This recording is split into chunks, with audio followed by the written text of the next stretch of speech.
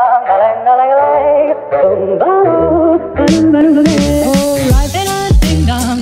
I could take you up in boom, boom, boom, boom, boom, tell me I'm the only one that you love. Life could be a dream, sweetheart. Hello everyone, welcome back to another episode of the Steve and Starski Show. I am Steve. I am Starski. And today we have an amazing, wonderful, beautiful, intelligent guest. Oh my. We are so honored to be graced with Ghana Imani Hylton. Hello, hello. I know some of you out there who have seen our previous videos are saying, a woman. Great Scott! A woman! They exist in their universe. Yes, they do. We love them. We love them dearly. We love them and we like them. Yes, yes, yes. We'll talk about that. Yeah, we'll get into that. But today's subject matter is going to be about customizing relationships. Yes. We could talk about customizing relationships in all facets of your life.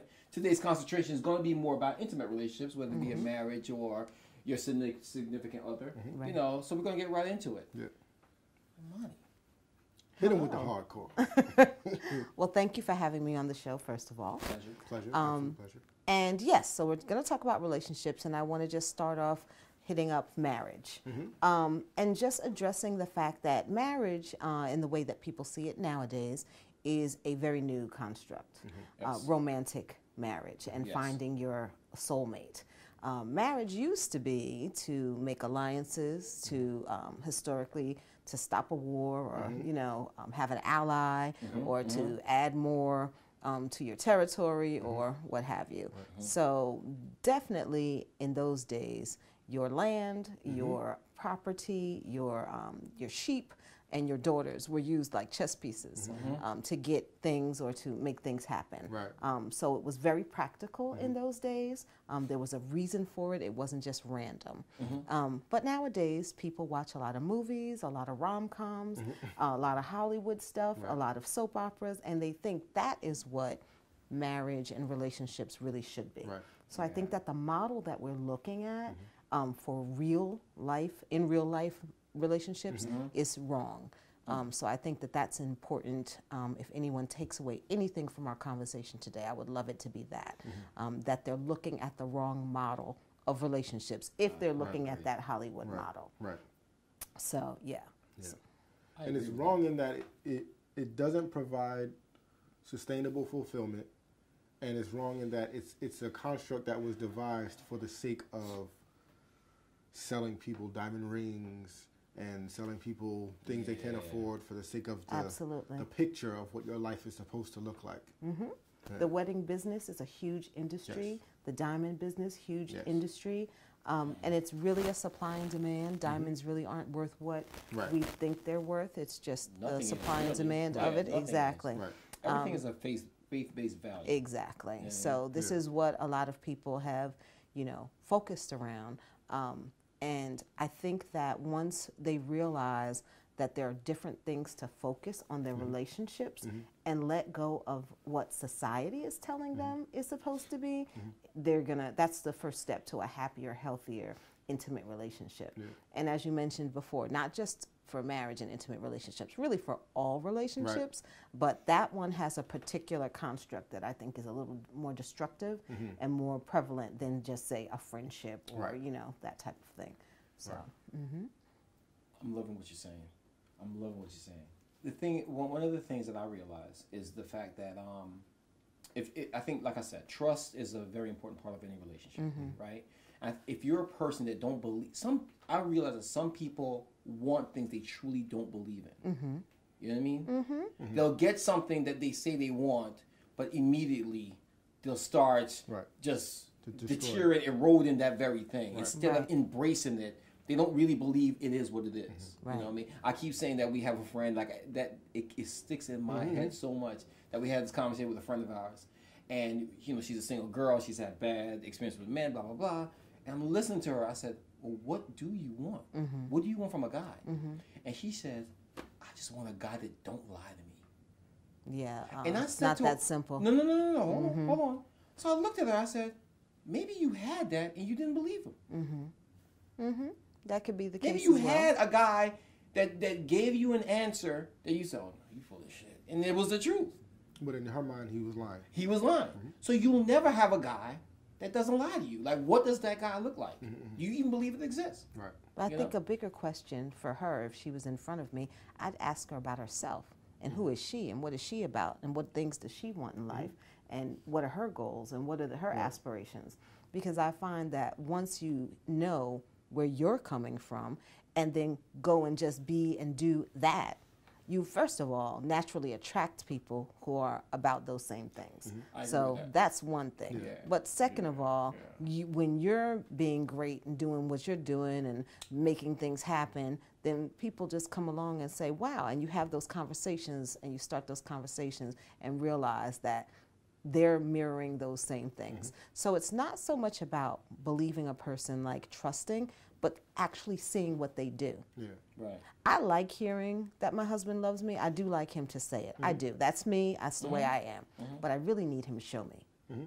If he never said it, but he showed me by the way that he is, all of the things that I would like a man to be, that's way more important to me than him just saying he loves me and then not being about anything. Right. So I think that, you know, there's some basic things that she may not be sure of because she never really thought about it and was practical about it. I've had a lot of conversations with friends who were like, I want a man, he better have a job and he better be cute and he better have a car and his own apartment. And that's like the end result of things. And I said, you know, what you're really asking is you want a man with integrity. Right. Or you want a man with work ethic. Right. Ambition. Not a Work job, ethic. because the job can go. Not a car or an apartment, because those things can go. Right. You want something bigger than that. Yeah, and how is he with money? You can make a lot of money and don't have any. You're always blowing it on something. You can have a gambling problem. You can have whatever. You could be living a double life. I mean, there's all kinds of things. You know, there's a surface description that we all think, and we think that beneath that is going to mirror this surface description. And there's so much more underneath. It's about the underneath. Yeah, it's about the underneath. Yeah, it's about the underneath. Jesus. It's about the But you know, that's interesting that what you brought up about like self-awareness and why it's so important to just know like who you are, who you truly are, and then also take account of who are you because you were conditioned to be that. Right. You know, because then that sets the tone for what expectations you have of other people. Absolutely. You know, women in society have been sold the idea of romantic love and marriage from romantic love. And historically, women are sold marriage as a very, very critical aspect of their own identity. Yes. You know, there is a part of, you know, the Yes. idea of being a wife that means something or supposed to mean something that if you're not a wife, you're lesser than. Right. Yes. You know what I mean? Well, gender roles in general have fucked us up. Absolutely. So that's just a basic thing that I think that we are just starting to realize now in a bigger way. I mean, there has been some things around women in the past, but just about society and gender roles, because it's not just women, although I hear what you're saying 100%. What's interesting to me is that it was a duality that was always presented to us, that it was a conflict. In the one hand, we're presented with, to women, exactly. Okay. So on the one hand, we're sold this image of, you know, an order of things. You get married, you have a nice life and what have you. You know, you find this wonderful man, he sweeps you off your feet, all of that. In the other hand, we're literally looking at our parents. We're literally looking at the relationships that are happening in front of us. And none of them look like what we're told it's what going we're to told look like. it's going to be. Right. So we're existing one way and being fed something totally different. So that's your first clue that something is amiss. Something is off, Right. But because it's almost like escapism from that reality. Oh no, if I find Mr. Right, it's which gonna be different I can't for me. stand. It's gonna be different for me, though. Right. You know, I'm not gonna make the mistakes they made. Absolutely. So But you Mr. Right is a trigger for me. Soulmate is a little bit dicey for me. Those type of words and concepts are a little bit odd for me. Okay. You know, when someone gets into, we have a conversation with a person and they say, you know, my soulmate, I'm like, number one, it's like 8 billion people in the world. Right. And you're 30. No, not only that. You ain't even lived yet. No. I don't believe that you have a soulmate. I think you have probably a soulmate type. There's not one person in the world that's just sitting there waiting for you to show up, and then you guys click, and then you go off together. And the thing is, I remember, like, I'm married. And I remember when, like, I knew my wife from we were young, right? And, we dated later on or whatever. But I remember even when we were dating, the first thing I thought, I can't wait till we're like a year and a half in so I can really see what we have. Right. Because in the beginning, everybody's happy. Everybody's just happy to see each other. So, I can't wait till this is done. Right. Like, let's just strip away all this newness or the new car smell. New niceness. Yeah. Let me see what we really settle in with.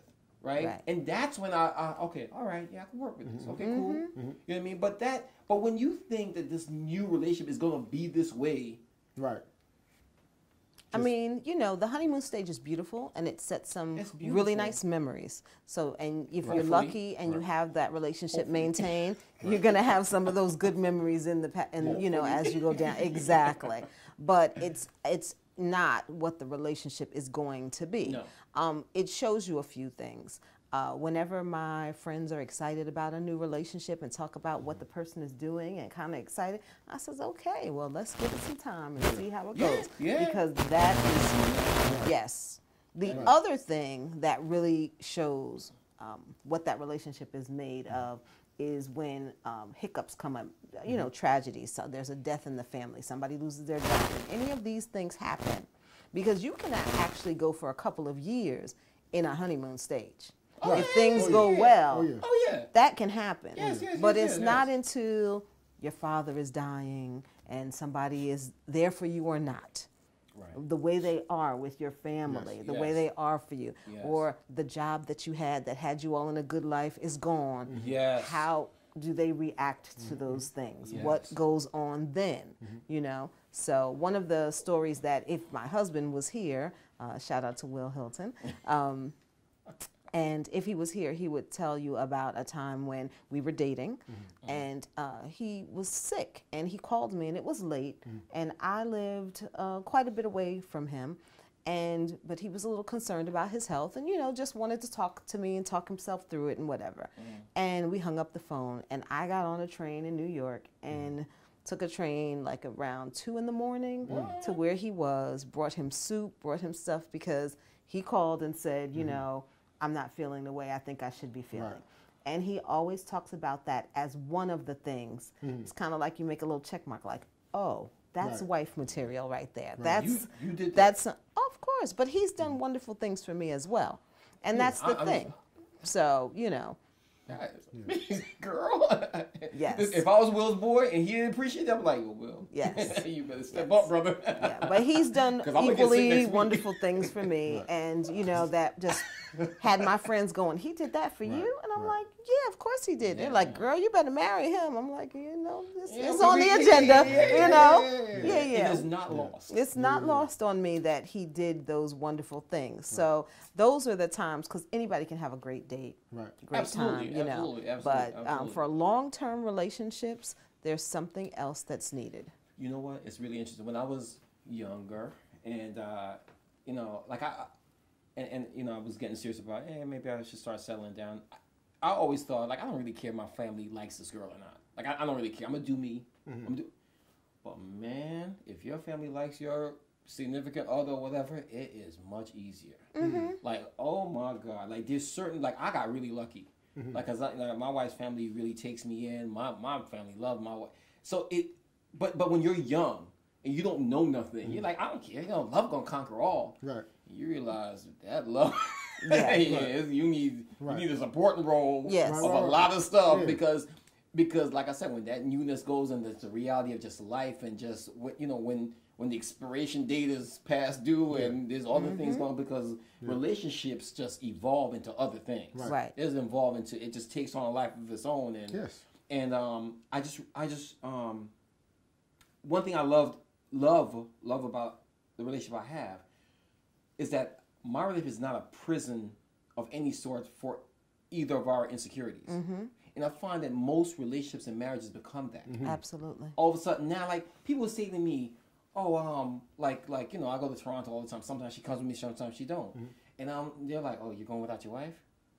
Yeah, and she's gonna be here without me. Like what? Right. What are you talking about? Right. Like this is not a tricycle that I need training wheels. That I mean, like a relationship is a faith-based thing. Right. Well, here's the difference between grown folks' relationships and thinking. Well, I'm just saying that people have this. A lot of grown folks right now. Go ahead. That's all right. I don't think they'll be offended. I think they'll understand. And a lot of conversation is happening right now in the media with a certain famous woman who has Alzheimer's, and her husband is now dating someone else, even though they're still married. And there's a lot of conversation about what's appropriate, and is he cheating or is he not, and the construct of marriage. And the thing is, marriage is bullshit. It's whatever you make it. It is two consenting adults who choose to do whatever the fuck they choose to do. That's it. That's it. And it's no more to it. That's it. So anytime someone says, but God said, or but the law says, or Girl, but this is the thing. No, I don't think you should keep it out your marriage. I think that you choose what to put in your marriage. You keep it out my marriage. Yes. Have it all you want. That's on you. You keep that. Absolutely. So if you see, my husband and I may have certain decisions or certain things in our marriage that you don't have in yours, or your long-term relationship. You cannot be married. You be in a long-term relationship, and that's fine. Yeah. So I don't judge you, as long as the two grown folks are not getting hurt emotionally, physically, whatever. Absolutely. It's all good. Right. Yeah. And people are like, you mean it's all good? Yes, it's all good. I don't have to do it. It's not marriages, ABC. It's your relationships. Right. And that's it. So I think that people, without those defining boundaries, they get scared of what might happen. They want those things to kind of keep their relationship fenced in. Right. And they don't even realize that what they're asking for is like a made up thing. Right. Right. It's a made up thing. You can have monogamy if that's what you want. I like monogamy. I like me and my husband, and that's it. I like it. If somebody else chooses something else, again, that's on them. If that's what works for you, that's on you. Right. I'm not going to come in and say, no. That's on you. Right. So I think people are scared of that. Like, marriage can be anything I want it to be. Yes. Yeah. It absolutely can. Yeah. It absolutely can. And they don't know what to do with that. They'll rather do the Romeo and Juliet thing. And, hey. I'm really trying to keep both of them are dead. Yep. So I'm really trying to stay out, like stay away from the whole biblical thing. Like I'm trying to, but because I grew up in the Pentecostal church. Okay. Hardcore. Okay. But listen, man. Listen. Talk about it. Keep that stuff out of your relationship, because I've seen churches mess up more relationships than they helped. I hear you, but those people are weak-minded if they let something negative affect them. I will speak for myself. Yes. My husband and I both believe in God and have a strong relationship with God. Yes. And we've read the Bible. Yes. Them motherfuckers had several wives. Listen. It was a whole lot of shit. My favorite book is the Songs of Solomon. Yeah, so it was a whole lot of stuff going down in that. Absolutely. The Bible is one of the biggest soap operas ever. When you read the stories, you're like, wow, this is crazy. It's murders and incest and infidelities and all kinds of orgies, all kinds of good stuff. So, so all of that is there. There's ratio and lingus. And when they say a man is... I'm just saying, I love the book. Yeah, he's extra. He's extra. But it's all right. I'm going to talk to you. But a marriage is, all of that. A marriage is between a man and a woman under God is also new. That's all new stuff. Yeah. And if that's how you want to take it on, far be it from me to stop you. Right. That's all I'm saying. Yeah. But there are things that happen, let's say in the church. A woman goes to the pastor for counseling about her marriage, and the pastor makes passes at her and wants to be in a relationship with her. That has nothing to do with anything but his asshole intent. Right. Yeah. So sometimes people put that under the, guise of religion, and it's really not. The fault, it's really not. That's just an asshole person. Right. And if you, as a woman, are really concerned about your marriage and go to the pastor for advice, and that's what happens, then you should be walking away from that pastor and that. I mean, this is. So when they're like, oh, and then he just had me under his spell, that meant there was something in your relationship where you were fragile enough to be taken under by that. Or in her, or in that person. Or in just whatever. Yeah. But, I'm not, that's not what I'm looking at as healthy relationships. Right. Let me ask you a question. Yes. In your marriage, hopefully I'm not getting personal, are you both communicators, or is one more of a communicator than the other? We have different ways of communicating. I think we're both communicators. I'm a little more verbal. Okay. I'm a little more verbal. He's a little more action-based. Okay. I think that one of the ways that he shows me he loves me is by what he does.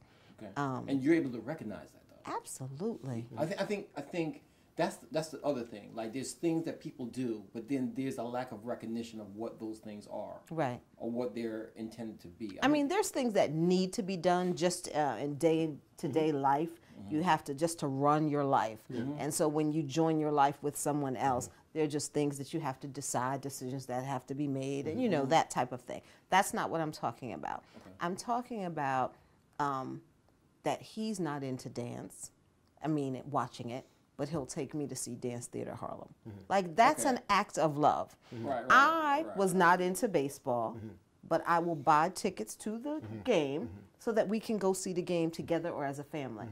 Because I know that makes him happy. All my children have T-shirts for our team because Mom got them, because that's just something that we do together. Am I into baseball? I really don't give two fucks about baseball. But my man loves baseball. So, and I go willingly, happily, not like it's a bother. You know what I'm saying? And I tell people all the time, don't act like you want to suck dick, don't suck dick. You got to do it.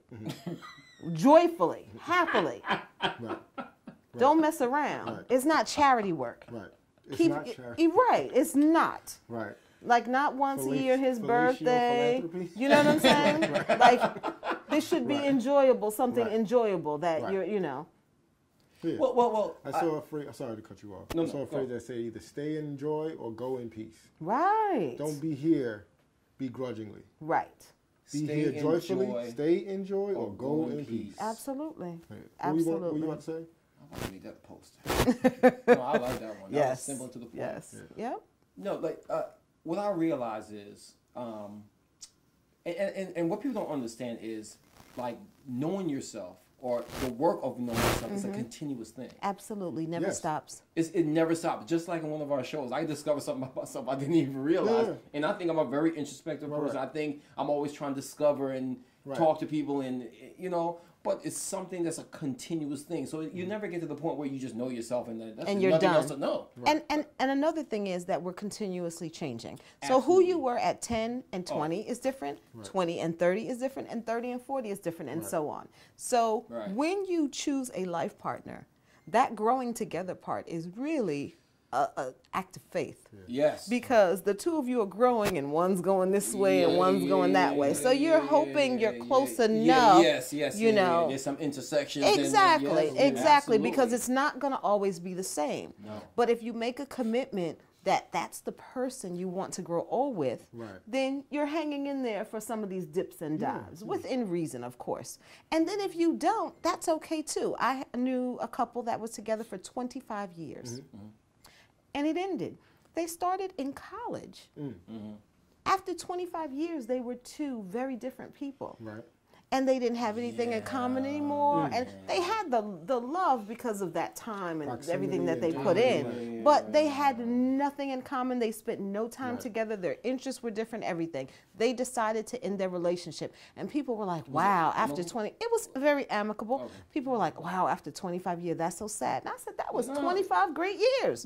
You had about 20 really good ones, What's sad is not the ending, but in the way in which they end. If they end in a way where they had great years and 25 years, and now that's moot because they're just at each other, and he wants the China because I just don't want her to have the China. He don't care nothing about China. Like, if it goes into that, that's when it's sad. Like, I remember one time I was sitting on the couch with my wife, and I told her straight. I said, "Listen, babe, I'd rather be your friend than your husband, because husbands get lied to. You ain't got to lie to me about nothing. Right. You can say what you got to say.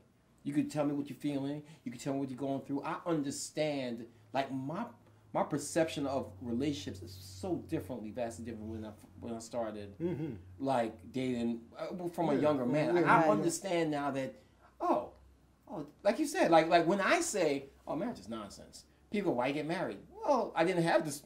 I didn't have this point of view when I got married, right? But the fact of me getting married also helped me mature, and I discovered so much about myself. Right. It was and the thing is, just I'm very careful of the relationship I have with her. And it's very important to me. And like I always, she's not a talker, but I make sure I communicate on my end, and she knows from my end what's going on. So my question for you is, when did you come to the realization that your relationship should be of your own design and not based off of this chart that's given to you of what it's supposed to take off and Right. I don't think there was one particular point. I think it was a series of unfortunate events. But definitely when you're growing up and you see what the parents' models are, and parents of your friends, grandparents, things of that nature, and your first relationships. And again, based on what you're watching on TV or reading in books, and seeing that didn't match up. At a rather young age, and I might just be unusual in this way, I had a lot of huge conceptual things that I'm like, oh, this is not what they say it is. My relationship with God, my relationship with myself, my relationship with others. So it was a big connect for me that we were kind of being sold this model, several models that I didn't think were realistic. So one of the first relationships that I carved out that I think was different than the model that was given to me is friendships. And I have some very good friends to this day that I've created from a young age. And one I'll touch on, I have a best friend who's a male.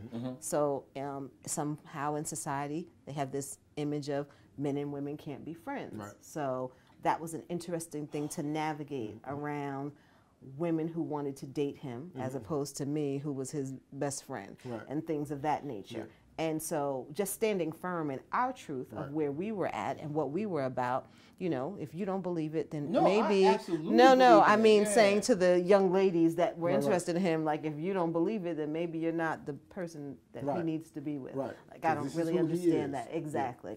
And just seeing those type of relationships.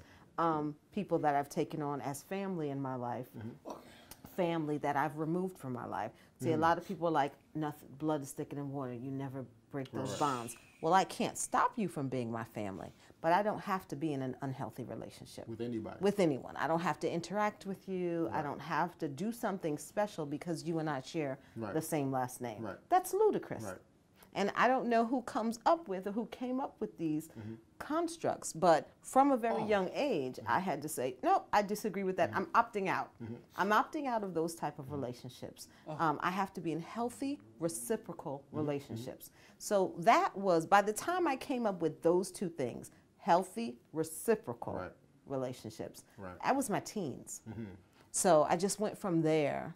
And still learning, learning new things every day about it. But that's kind of the foundation for me. Healthy reciprocal relationships. And I don't really understand those who don't have them, don't encourage them, stay in bad relationships. One of the things I've heard a lot from people, oh, but I love him or her. I love him. And I go, that's fine. Keep on loving him. Keep on loving. I love an ex-boyfriend from 5 different states away. I'm not going to love him in the same state as me. I'm not going to love him in a relationship with me. That relationship didn't work out. I still love him. And he could be right over there 5 states away where he is. He doesn't ever have to be in the room with me again. You know what I'm saying? Because it became toxic. So I'm not really sure how love became some kind of word that you magically pour on a relationship to make it worth salvaging. Like, I love him, therefore I must let him talk bad about me, cheat on me, beat me, whatever the thing is, that you allow that to keep happening simply because you love him. Love means they weren't doing that shit in the first place. How about that? That's really what love would be if they weren't beating your ass or fucking your cousin. So Keisha? I'm not really, I'm not really sure. I'm not really sure how that started or why. I mean, I have my theories about patriarchy that kind of, people wanted certain types of relationship in order to keep certain people down. Right. I have my theories about it, but of course I wasn't there when that was all decided way back when. So, yeah. Ghana, you got me processing a bunch of stuff. I wanna, like, I used to always tell people, female, male friends of mine, I personally have friends from both sides, right? I think one of my biggest investment in my life is my relationships. I know people all over the place. I say sometimes that people probably want to go, how many people does this do? I know a lot of people, right? Because I've invested time and energy into people. And I have a couple of females in my life that are really good friends of mine, right? And I always feel, just as you were saying, that when people say, oh, men and women can't be friends, I think it's ridiculous, right? You have to understand the roles people play in your life, right? And I find if you have a female, like for instance, if I'm going through something with my wife or a female, whatever, if I talk to you about it, there's one perspective. Right. If I talk to Ghana about it, it's a totally different perspective. Right. I remember one time I was talking to one of my homegirls, and he said, well, what do you say? Well, how you say it? Well, was she on her period? Well, she went through a whole roster and stuff, and I'm sitting there like, oh. Never even acknowledged. If me and you're talking, man, you know they crazy, man. You know how it is. They on that shit, man. You know, like, they on that shit. Right. But when you talk to somebody of the opposite sex, it's just like I try to be a very open-minded friend to my female female friends, because when they're going through their stuff, I'm just like, listen, you can't say that. You can't do it like that. Because when the guy hears this, he's thinking X, Y, and Z. You know what I mean? Because we are wired just differently, right? But because of insecurities, like, this is the way I feel. I believe this with all my heart. Okay. There are two threats to your relationship. Okay. The two people in it. Okay. There's no one else a threat to your relationship. Right. Period. I don't care if your husband is the talk of the town. I don't care if every woman in your town wants to screw this dude. He's got to open the door. Right. Period. I don't care how. The only time I'm concerned about my wife with another dude if he's going to accost her. Right. If something go down, she got to open the door. Right. And I'm not sitting there like wondering, is she opening the door? I got a life to live. Right. If she opened the door, that's her choice. Yeah. Right. You know what I'm saying? Right. I like you have, the thing is, we have to get off of trying to control other people and comparing. Like I understand what it is. I understand that we are all on our own different paths. Right. And we have a path that we're walking together. Right. But you're an individual woman on your own. Absolutely. Right. And you have things that you're trying to figure out. I always say to I said to my wife one time, and it's like, dude, if there's something you want from me, don't drop hints. Just say it. If you don't say it and I don't give it to you, I'm not even thinking about being upset or regretful. You didn't say that. You know what I mean? You didn't say black. Right. You said, well, it's cloudy outside. Well, or something sometimes, in defense of your spouse, sometimes, of course. We feel like when we're in a relationship for some time, you kind of know the person. You get to know the person. And sometimes a person wants to be taken care of in the way that's familiar, and they don't want to have to say it. And I'm not saying that always makes sense, but I'm just saying that's like an emotional trigger. So if I have a really bad day at work, or if I'm coming home late at work, or whatever the case may be, and the same for him, there's certain things that the other spouse might just do on their own that are thoughtful or what have you, that you don't want to be told. I don't want to say, can you do this for me because I've had a bad day? Can you say this to me because I've had a bad day? No one wants to give you the script. Like, if you've known me and you're married almost 20 years, like I'm married almost 20 years, there's some things that you can just go ahead and do. Even if you get it wrong. Your wife sees that you're making that effort, and that's what she wants more than anything else. So, I mean, it's not as plain as simple as if there's a certain dress or sweater or book I want for Christmas. Then I'm going to just tell you the specific thing I want. But we're talking about emotional needs and things of that nature. Yeah. Here's one thing that I discovered, and we've talked about this. Logic has rules. Emotions have no rules. So what you're saying is something that sounds good, but in different people's mind is a different thing. What I'm saying to you is, if there's certain actions you want from your mate when you come home from a bad day at work, right? You have to be careful of the energy you put out to get the attention you want. Because sometimes you just get attention that's negative, right? I believe in positivity and positive energy. I believe if you have a house that's peaceful, you don't bring the nonsense of the world into your peaceful house. Because if you don't take the peace of your house into this world, don't bring that nonsense into your house. Right. But sometimes just reality strikes. You get a piece of bad news, something happens on the way home, and you walk in, and then when you walk in, you were expecting A and didn't get A. Maybe normally you wouldn't even be fazed about it. But because something big has happened at work or wherever, you're reacting to your mate a little bit differently. And the mate might say, you know what why are you getting so upset about that? And then it's your job to be like, I'm sorry, baby. I just had a really hard day at work. I just found out the project I was going to get promoted for has got shot down. You understand what I'm saying? And then it's like, okay, this is why I'm reacting in that way. It's really all about communication. Yes. And the different types of communication. But if you're not the person that does that. Right? No, you have to understand something. You are a person who does that. You just may do it differently. You may just do it differently. So if she's not the one who talks as much, there's some clues that she does do that may let you know what? She's upset. Something happened. Something's going on. It's very, I think that, I'm not going to throw the party I want for me, for you. I'm going to throw the party you want. So I think that that's important to remember emotionally as well. My husband's low-key. He doesn't like parties. So I don't do any parties for him. We do what he wants on his birthday. One of his birthday, I took him to see Stevie Wonder concert, front row seats, because that was just me and him intimate. Me, throw me a damn party. Let's do it. Bring Stevie to your house. You know what I'm saying? Like, I want the party. So he'll, you know what I'm saying? But that's not his thing. So you just have to be aware. You make this choice to be with this person.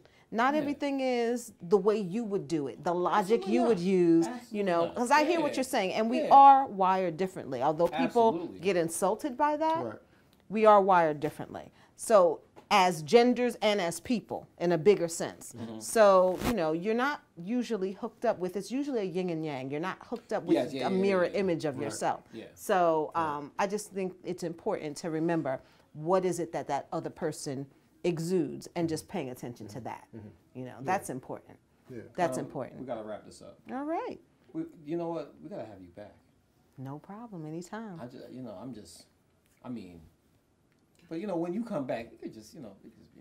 I mean, Starski can come too. I don't go anywhere without Starski. Starski is the reason I'm here, so I'm sorry you have to deal with us both. I know you say that just to make him feel good, but look at me. Okay. I don't say things just to make a man feel good. Oh, Lord, have mercy now. In the words of the great Doughboy. Oh yes. Real power don't power trip. Oh. There you go. She's here. You're welcome. Wrap it up. And with that, please explain to people how they can reach you.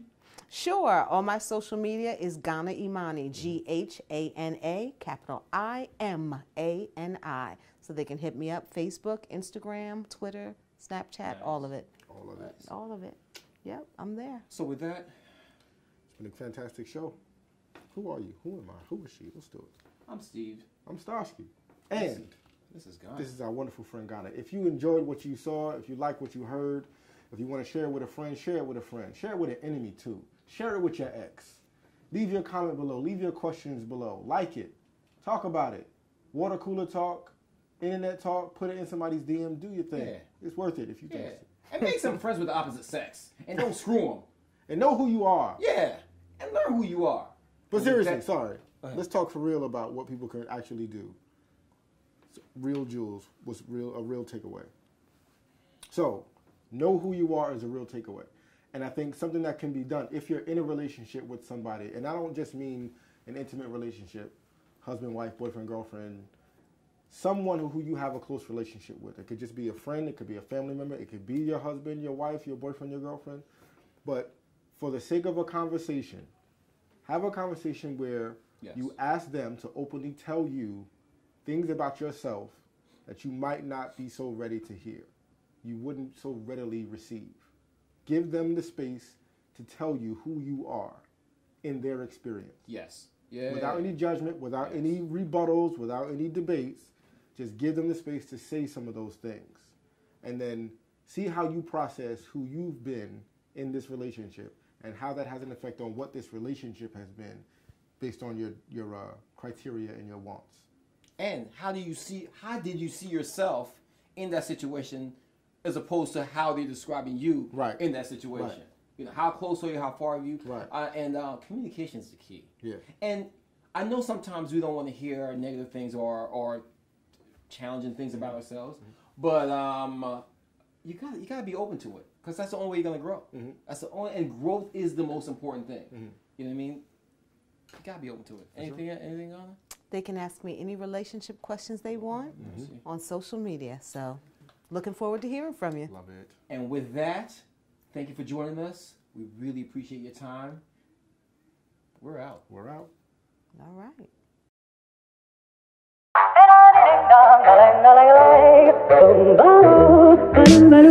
Oh, life in a ding dong. If I could take you up in